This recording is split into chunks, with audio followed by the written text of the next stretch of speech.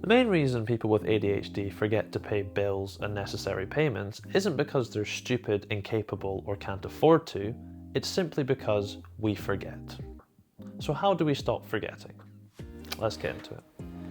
So before I get into the tip of what I use to help me remember my financial payments and appointments and meeting friends and chores and these sorts of things, I just wanted to offer a sort of empathetic words and let you know that if you forget to pay bills or follow out on other financial responsibilities you have, it doesn't make you lazy or irresponsible, it just means you need an extra hand.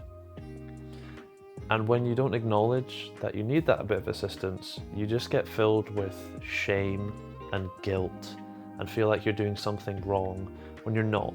You just need a little bit of help with a system that you're not maybe used to. I also want to thank you for watching this video, because not only are you helping me, but you're also helping yourself by acknowledging that you need some assistance in this sort of area, and watching along is hopefully going to help you out in the way it's helped me too. So we can sort of, we're in this together and we'll either succeed together or not. So, but anyways, I just thought I'd let you know that you're not alone. We're on the same page here. But yeah, on with the next part of the video. The very simple method I've been using, which may sound a bit silly, is simply carrying around a little reminder book. So I carry this with me at all times, and whenever something comes to my mind that I have to pay a bill, I have to pay council tax, I have to do a chore even, anything, instead of going, all right, I need to do that, I'll do it later, and then instantly forgetting about it, what I simply do instead is I bring out my little notebook, write down whatever it is I have to do. So for example, recently I wrote down, clean the bathroom, clothes wash, do the dishes, and pay bills. So once I've written it down, I get a sort of little dopamine boost in my brain saying, well done, you've done something towards doing that thing. So it provides a little bit of motivation and encourages you to keep writing things down in the book. But it's just a way of keeping track of the things you know you need to do in your brain, and instead of saying, I will do it later to yourself, to which you forget, you're simply saying, I will do it later, and I'm telling my special little book that this is what I will be doing.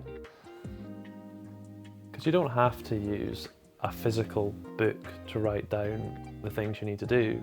There's apps out there on your phone that are great to use, like Tymo and Todoist, or simply using the reminders already built into your phone.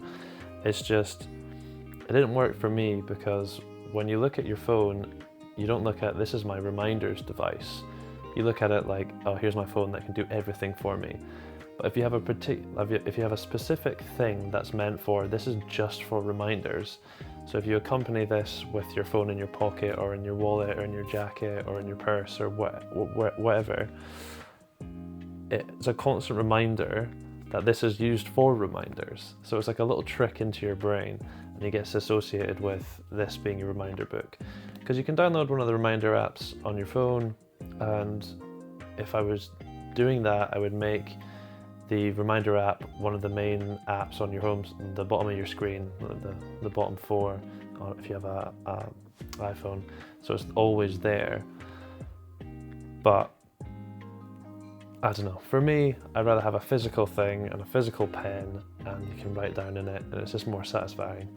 And I also bought one of these pens from Legami Milano. I think that's how you say it, I don't really know. They're kind of cute pens that all have animals on them.